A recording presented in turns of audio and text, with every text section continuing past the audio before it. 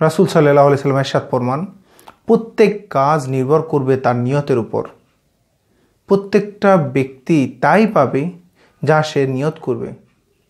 এ সম্পর্কে আরেকটা হাদিস রাসূল সাল্লাল্লাহু আলাইহি ওয়াসাল্লাম বলেন, নিশ্চয় আল্লাহ পাক তোমাদের আকৃতি, ধন দৌলতের দিকে তাকাবেন না, বরং তাকাবেন তিনি তোমাদের নিয়ত এবং তোমাদের আমলের দিকে। আপনি কি আমল করতেছেন, কি কাজ করতেছেন এবং কোন নিয়তে করতেছেন, সে বিষয়টা আল্লাহ পাক দেখবেন এবং সে অনুযায়ী আপনার আমল অনুযায়ী আপনার জন্য নেক সওয়াবের ব্যবস্থা করবেন, অথবা আপনি যে জিনিসটা নিয়ত করতেছেন সেই জিনিসটা দান করবেন।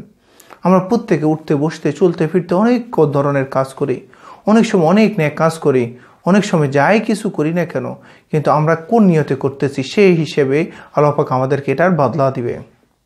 আপনি ভালোর জন্য করতেছেন সেটাও বদলা, আপনি যদি না খারাপের জন্য করতেছেন সেটারও আপনার একটা পাইকারি হারে একটা বদলা দিয়ে দিবে।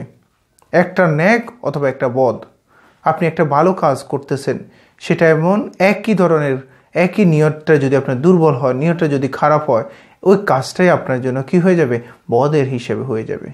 এই জন্য প্রত্যেকটা কাজ করবেন নিয়তকে খালেস করে আল্লাহর সন্তুষ্টির উদ্দেশ্যে না কাজটা করবেন।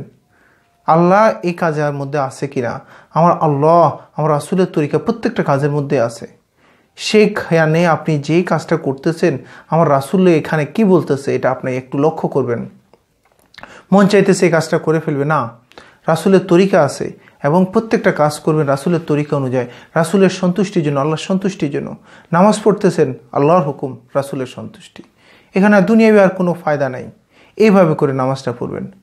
আমরা যখন নামাজ পড়তে আসি, যদি আমি একটি সংক্ষিপ্ত একটা সূরা দিয়ে আমি নামাজটা শেষ করে ফেলবো এটা ভাবতেছি, কিন্তু হঠাৎ করে যদি আমার পাশে কোনো একজন মানুষ চলে আসে, আমি এমন একটা বড় সূরা ধরি, হায় আমি কেন যেন ওই নামাজটা আল্লাহর জন্য না পড়ে আমার নিয়তের মধ্যে কেন যেন ওই ব্যক্তিটাকে নিয়ে আসছি, যার কারণে লাভ হচ্ছে কি, আমার ওই নিয়তটা ব্যক্তির কারণে হয়ে যাওয়ার কারণে কাল কিয়ামতের ময়দানে আমি এর কোনো বদলা পাবো না, আমি এর কোনো ফায়দা পাবো না, আমার এই থেকে আল্লাহর থেকে আমি কোনো প্রকার নেকই পাবো না।